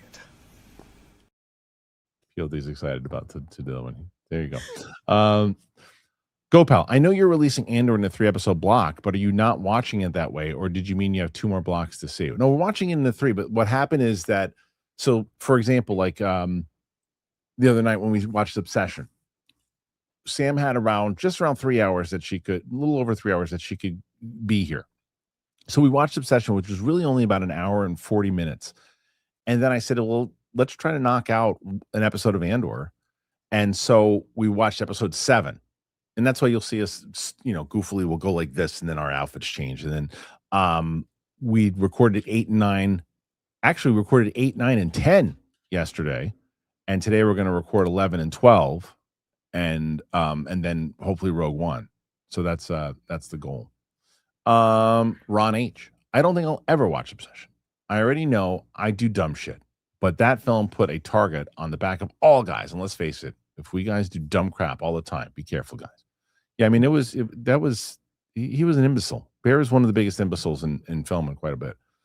Gopal, a young Jedi named Darth Vader, was a pupil of mine until he turned to evil, helped the Empire hunt down and destroy the Jedi Knights. He betrayed and murdered your father. Thank you. Johnny Patriza, why are we getting Deathstroke and Bane before Batman? I don't get it. I'm with you. What do you think the plan is besides buying time for the Batman Part 2? Well, Johnny, I said this and I stand by it. And Kris, I don't know if you feel the same way. If they announce that they're doing like a Bane Deathstroke $40 million The Raid type movie with the two of them, I'm like, okay, that could be pretty interesting and cool and a side adventure and a way to make a little bit of money on a $40-50 million budget. If they do $120-150 million, then I'm going to start to question the leadership decisions there, because that to me is just throwing away money. I just don't want it to be like a Sony situation either, of like, I'm rooting for Craven, I'm rooting for Morbius. Right. I don't want that. Exactly. But it's like what's the deal and how do they make it? That's the biggest question. To which Mike says a Bane and Deathstroke movie could work if it was in the style of the Furious or John Wick. Yeah, 100%. Make it low budget like Clayface. Yes. If that's the case, then I would sit back and go, okay, I understand the strategy. I do. Ron H. Waitress at Hooters I've been banned from, which we're told I degraded some people there. Uh-oh, what the F? Hurts that an asshat spews lies. They also don't accept sorry there. So if you say something bad, don't try to apologize. You're done. Oh, I'm sorry that happened. Ron H. Don't have time for bad vibes and lies. Better places to be, but just want to say hi to Viv, Julia, Ella, and of course Astrid. Her suggestions of ranch made my Cobb set better. I wonder if they actually. What if they all watch this show? They're going to be guests next week. Mr. Reyes, Supergirl wasn't a good movie, and it shouldn't have been the second film of the James Gunn era. Just like the Mando movie shouldn't have been the Star Wars first theatrical release after 7 years. I'm not going to argue with any of that. Yeah, no lies detected. I think it was borderline moronic to release The Mandalorian and Grogu, that version of what they made after Rise of Skywalker, and that long to put that out in the theaters, to when you should be building a hype after however many years it's been since a Star Wars movie. Stupid, real stupid. Ron H. Cineplex in Canada is the movie theater chain in Canada. Think AMC. That's what Cineplex is, much of Canada, but they have the asshats running the show. Okay. My crew here in Cineplex Kirkland are the bomb. They easily make the theater experience better. They all need to get paid more and let them cook with their own ideas. Head office can suck it. Well, I'll tell you, a good theater crew does make things better. Yeah. Make things much better. Lily Yankee. I haven't finished Avatar season 2 yet to watch House of Dragon, X-Men 97. I see why it's struggling. One Piece is a better adaptation. I'm not a fan of either. Speaking of X-Men, I did the reactions to 1 and 2 before I realized 3 was even going to be out. And then leaves you on a cliffhanger. I know. And then I realized I didn't see 3 yet, by the way. I have to watch 3. But then I realized that the editors only edited the first episode together, and I thought they were coming out week to week. Maybe that's why I requested that. And then I was like, you know what? I'm just going to watch the series, and then I'm not even going to release reactions to it. I'm going to talk. I'll talk about it when it's over. And then we already put episodes 1 and 2 as an unedited. So that's like a special thing that if you guys want that, you can check that out. But like, I'm not going to bother doing reactions to those, but I'm going to watch it because I liked what I was watching. Yeah, it's so good. Yeah. My episode 7 reaction is not in the folder. I don't think that's true. I put it in there last night. I'll double check. Let's see. A Tornado. Hey guys, saw Toy Story 5 yesterday and loved it. It definitely felt like it was geared towards adults with its messaging. The kids didn't get the humor in my theater. Mostly adults laughing. 9.5 out of 10 for me. Yeah, it's pretty amazing. Did you see it yet, Kris? I haven't seen it yet. Oh my goodness. I'm really pumped. I'm waiting. I want to try to go see it with Amy because she loves Jessie. She carried around like a little Jessie doll with her as a kiddo. And so I really want to go see it with her, but she's in Vegas right now. Yeah. I don't know what you're talking about, Peely. It's literally the second video up there. It's in the folder. I see it twice. Yeah, it's the third Andor season 2 episode 7 reaction. Staring right at it. All right, next one. Johnny Patriza, thoughts on Matthew Lillard saying he isn't happy with animation hiring big names over voice actors? I love it. I love it so much. Matthew Lillard, I need you all to understand also how much this guy has studied Casey Kasem, how he listens to Casey Kasem every time he is going into the booth. He does the work. Not a lot of actors who do on-camera work translate well into voiceover. They just don't. Because the camera, you need to do less. The camera can see into your soul. This guy, you got to do more. You can't see their meat suit, so you got to do a little extra a lot of times. So many A-list actors are bloating budgets like crazy, and frankly, they are not doing as good of a job as so many incredible journeymen and voice actors. I mean, put Steve Bloom in for almost anything that any A-lister does. Put Tara Strong in for almost anything any A-lister does. I love that Matthew Lillard said this. Yeah, me too. Fully on board. Yeah, and it's also not necessary all the time to put big name actors in there. No, I don't give a shit who plays Fox McCloud. I just want to see Fox McCloud. It's true. I mean, look, if you put like 1 or 2 big name actors in there to get like the notice to get them to do PR, I get it. That makes sense. But the whole cast having to be all these big names, to me, it's a waste of money. That's why, like I said, look at Minions. Minions didn't need it, and Minions had like solid actors, but not big, huge price tag actors. Yeah. Sherlock. Sorry to hear you crap on X. Now it's one post. Have you tried asking who did that to come on the show and talk? No, thank you. Can anything be done to end this whole team thing? No, unless you get rid of social media altogether. Actors aren't really helping. No, nobody's helping because, like I said, the actors part of it. They're part of the LA bubble and everything too. Like Will Wheaton to me showed that LA bubble thing with that stupid comment about The Rock. Can anything be done to end the whole team thing? Yeah, like I said, it's just social media. People they don't see other people. They just see accounts. They don't see people. So they write things out, and they don't. The same people that would, if you had a conversation with them at like a coffee, or they wouldn't have these conversations with you, and the things that they would say to you. They'd never say it to your face. Nah. So it's like, but unfortunately, that gives you the goose. You think you got the balls, and you don't. Yeah. Okay. Let's see. Next one. Ron H. Big Ideas 3. Talking about a live watch along with Hollywood. We want people to watch the show. They'll watch the videos, Ron. KH may even get Kevin Smith to join in. Make it a fundraiser. It'd be awesome. He loves. I'm convinced that you have stake in Hollywood. Yeah. Tornado Rock's comments are fair. He's completely entitled to keep his political views to himself. 100%.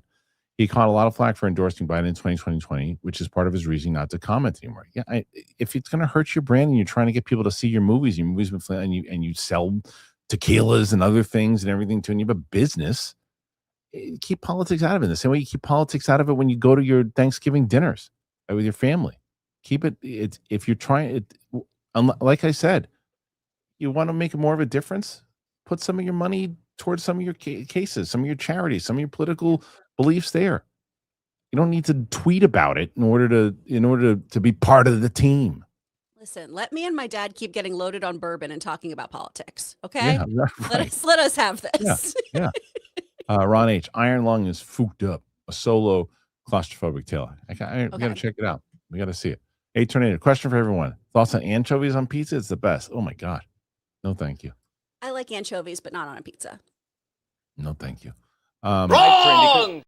Oh, you scared the fuck out of me, dude. Jesus. Also, which one of us? Yeah, who's wrong for it? Who's wrong? He's laughing his ass off like it's you put it in a sauce? You put it in some sauce? That's nice. It's like the greatest thing he ever did. He's laughing laughing like he's 8 years old, like he just farted in the class for the first time. Comic lover. Chrissy, you sack of shit. Saw Chris Carr, got too excited and accidentally cuffed myself to my chair. Can't find the damn key. Gonna have to break another chair. That's fine. Listen, is that Ron H or Comic Lover? Comic Lover. You gotta always have the keys to the cuck chair. Come on. Yeah. That's a rookie mistake. You hate to see it happen. Hilarious. Captain Penis. Where you been? I love both Obsession and Backrooms, but I prefer Backrooms. I'm going to see Backrooms extended cut. Chiwetel Ejiofor deserves an Oscar nom. He was really good in the movie. I just don't like the ending of that movie. I like the movie though. I just didn't like the ending. I was hoping for like a really. I hate the movie that's like, well, what do you think it was? Scratch your head and go and start thinking about it in the car. No, thanks.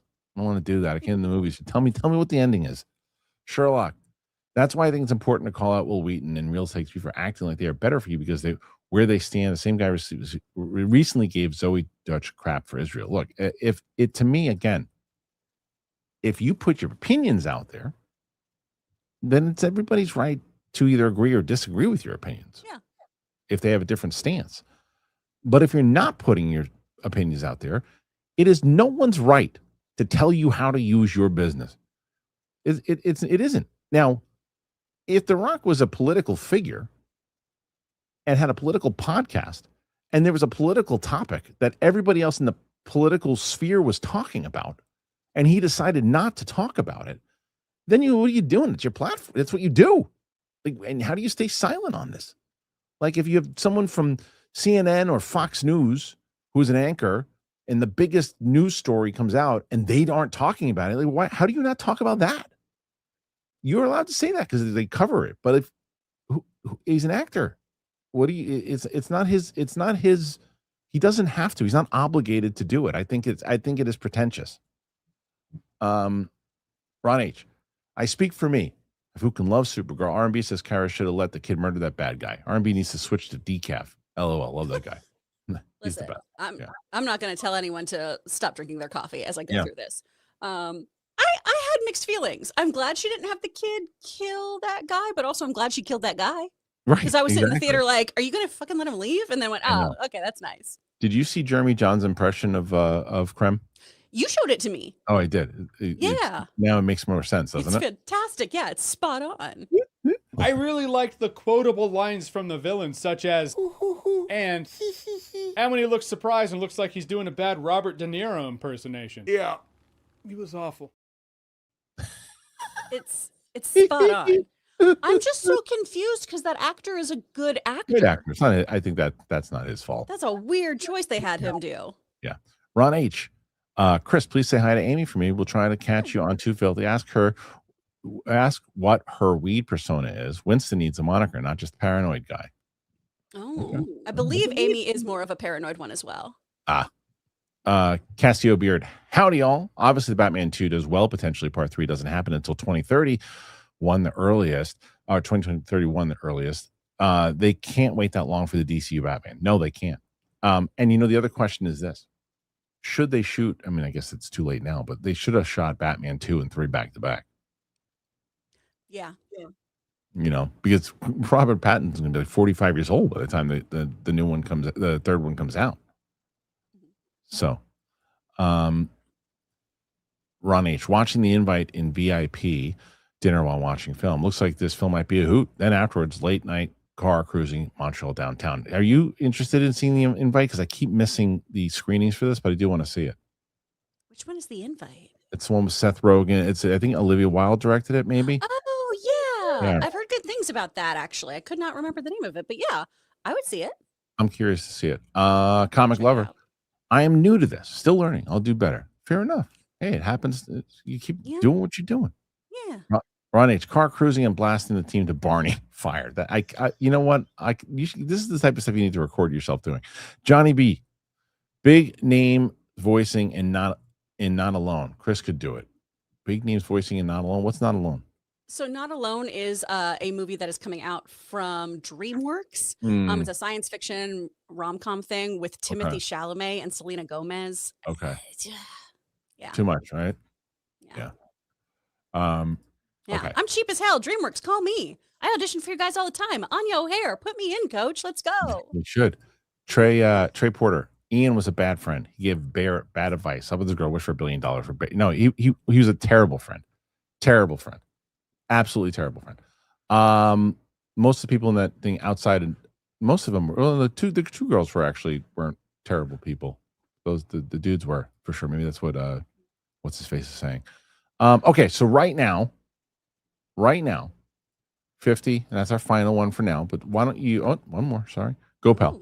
Desmond Tutu said, if an elephant has its foot on the tail of a mouse, and you say that you are neutral, the mouse will not appreciate your neutrality. I mean, yeah, but that's again, it's so different when it comes to social media and other things. It's like, was the mouse and an elephant, were they both running businesses? A Tornado. Have you seen the Whale Fall trailer? The movie looks bonkers. I got chills watching in the theater. Definitely seeing the theater. I've heard nothing but great things about it. I heard how well it played at CinemaCon. Trailer came out when we were doing a live show, and I decided I don't want to know anything about it. It's one of those movies I'm just going to walk in and see it. That's it. Looks really intense. Yeah. Ron H. Chris Carr for Squirrel Girl. MCU, listen up. Yes, please. Yes, please. Mr. I crap and shits.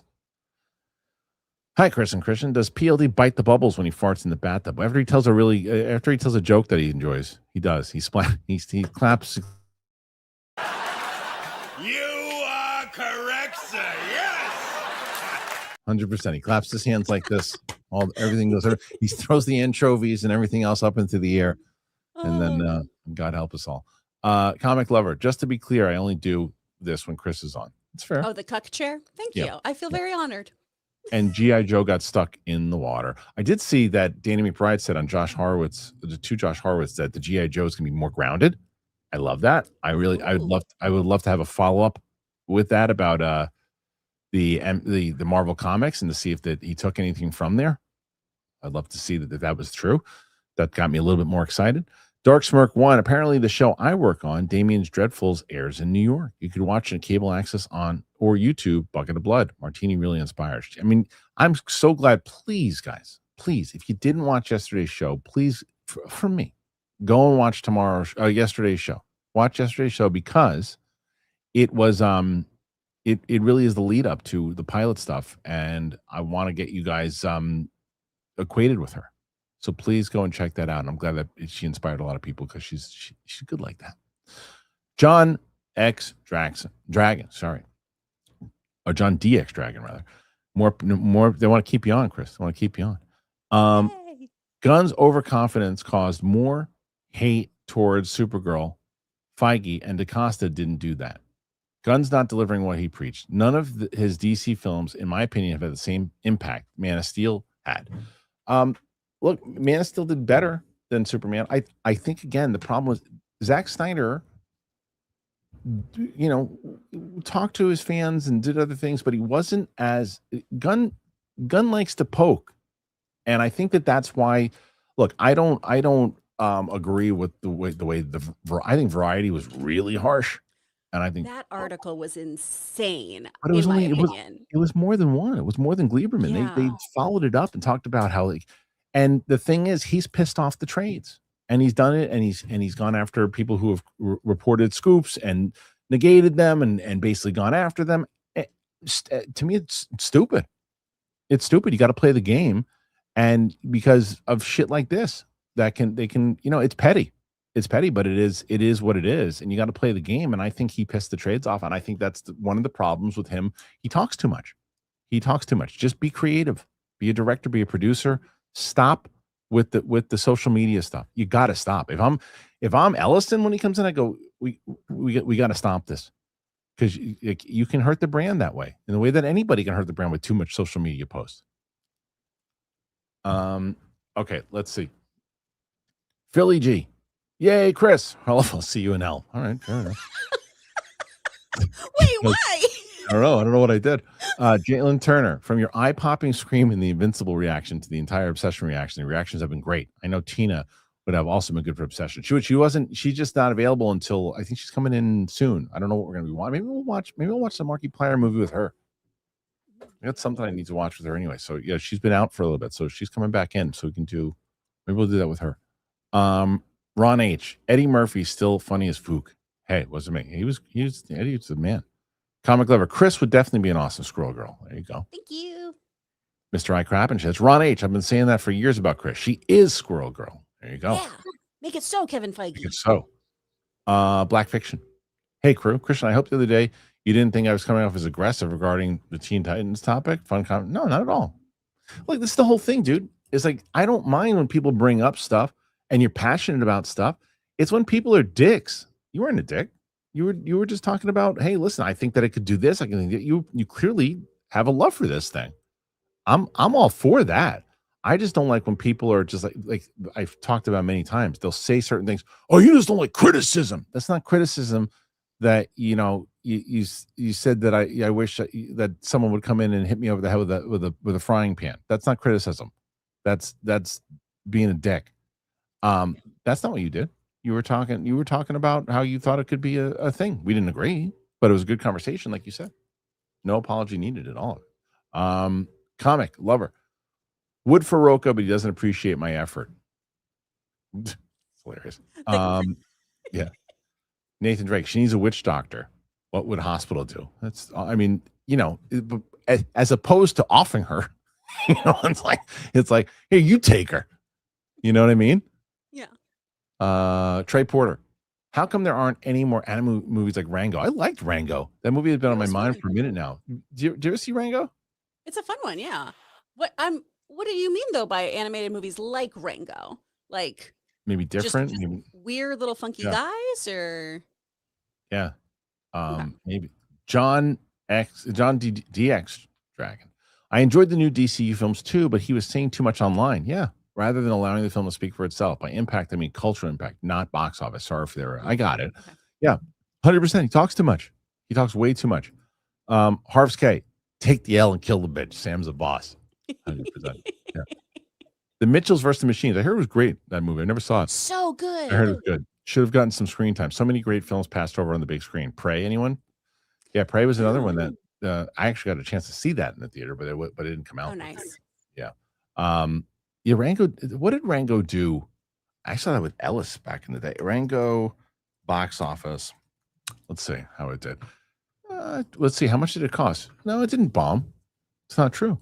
It made 100. It 135 is how much it cost to make, and it made almost 250 worldwide. It didn't bomb, but it didn't. It didn't make a major profit, but it didn't bomb. Okay. Trey Porter is saying, in terms of the animation style in Rango. Oh yeah, I mean okay. Because they did like live action film techniques and then CGI animation over everything, so that did have that kind of.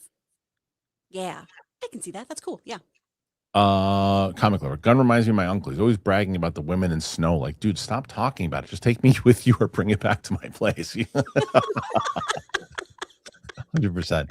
Philly, will you be able to clip out Sam's scream for Obsession? Yeah, you know what? Like, PLD, can you clip that out? But can you clip it out from the Raw? Do you still have the Raw from Obsession? If you can clip just that part of it out, that'd be great. It's really good. House Groove. Didn't Chris Rock have a joke about celebrities speaking out on politics? I could see that. Probably. I could see that he did. Yeah. Yeah. I do, but I don't want to do it yet because I haven't seen the movie. But you can't. But you don't. Well, no. If it's the Raw, you wouldn't even know what's going on. If it's the Raw, you just got to get to the scream. Sherlock.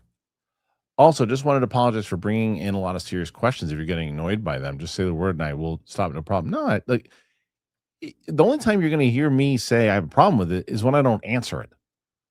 Like there have been times that someone has said something like, I'm not doing that. I'm all for it. Yeah. Johnny Patriza, Troy Baker is a massive part. The Last of Us was a hit. Yeah. He and Ashley Johnson really made the games and story work. Should get them for start, not big names. Yeah. Yeah, well, it's why it's so nice to see, Critical Role taking off and doing so well with Vox Machina and Mighty Nine and all of those, because all of these voice actors are incredible and so skilled, and they're all playing 3 different roles per episode. Use those kind of people. Yeah. Yeah. Ed just said, what's the Schmodown match today? I usually remember because Luke tosses me the thumbnail. He doesn't give me the thumbnail for yet, so I forgot. And that's my fault, though, because I didn't follow up. I'll tell you right now what today's match will be, and I'll probably put that up after today's show. Today's Schmodown match on the Vault channel will be, what do we do? Box Office Breakdown, which is JTE and Finstock versus Collider, the late great legend John Schnepp and Dennis Zen together in a round 2 matchup. So that'll be today's match. We just got to get the thumbnail from Luke. All right. I think that's it for now, right? Double check. Yep. That's it. All right. Chris Carr, where can the good people find you? If you want to follow me, head on over to Instagram at It's Kris Carr, Kris with a K, Carr with 2 R's. If you are interested in voiceover classes, hit me up at speakfriendstudio.com. We do voiceover, dialect classes, all kinds of good stuff. We're about to just release stuff for a little summer camp, essentially, too, online. It's going to be really fun. And then if you like my opinions or just enjoy listening to them and then arguing with me, head on over to where I do my podcast with Amy Newman, 2 Filthy Casuals. You can find that on YouTube or wherever you get your podcasts. And last week, Logan and I talked about X-Men. We talked in depth about all of the new characters and things you're going to see this season. So if you need a refresher before you watch the new episodes that dropped, watch that. And this week, we'll have some fun little mini episode stuff for you. Well, there you go. Please go and do that. And then Michael D, somehow, Jelly Roll returned. Yes. Did you see that thumbnail that he's got, a profile picture rather? That's Kalinowski. Kalinowski loved it so much. I think he wants to do I think he wants to have put it as a Twitter profile, which is probably perfect for him. Ron H, trailer working on me. Young Washington, maybe. Look that Broker really is looking forward to that one for sure. Comic Lover, if I'm a star and I get asked something political, my simple response is, hey, I got paid to make believe. You should ask the people in charge. 100%. It's 100%. It drives me nuts.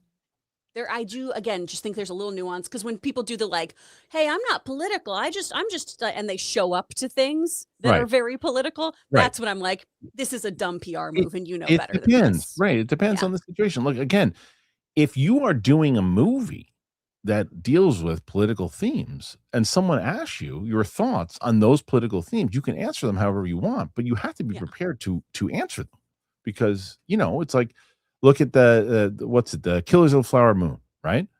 Like when you're asked, like like I said, when it comes to Oscar speeches and everything too, you get up there and you start talking about the history of your culture and everything else that you've gone through.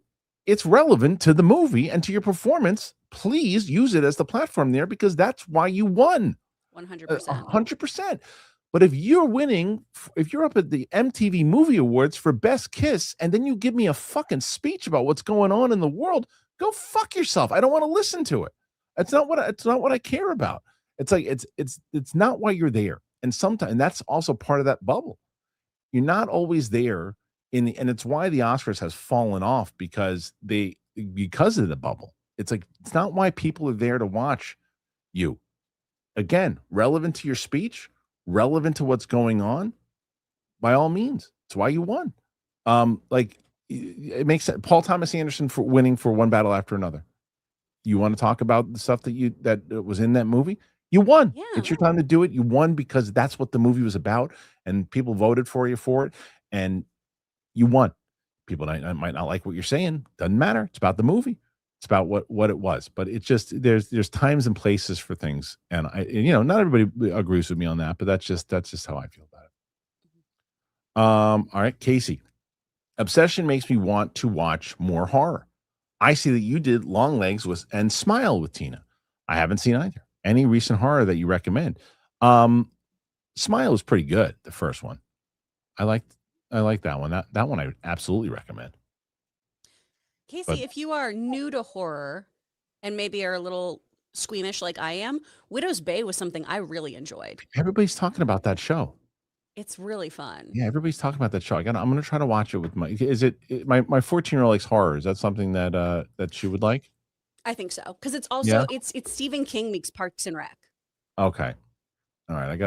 I'll have to watch that with her, because we were trying to find something else to watch. So all right, guys, thank you so much. Thank you to Chris Carr. Thank you to PLD. Thank you to everybody who's here. Make sure also thank you to Sam and MK for doing the thumbnails, the time codes rather.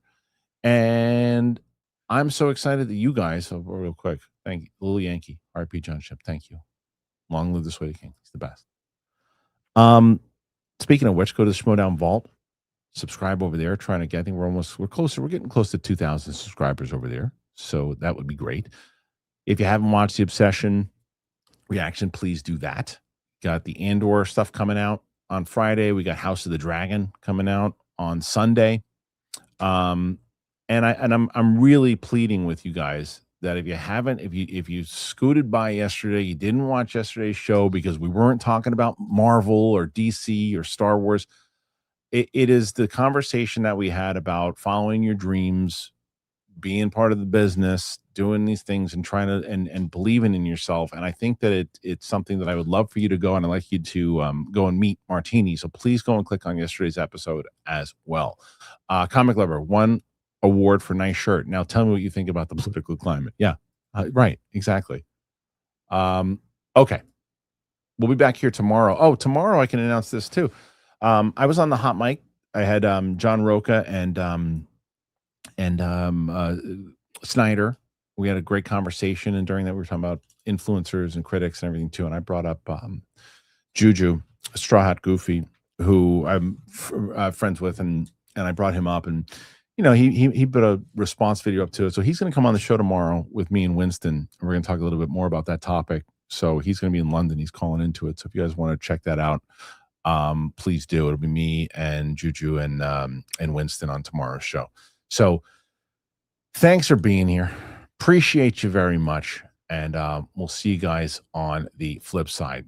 Appreciate you. See you later. Bye, everybody. Bye. Did you shit in there?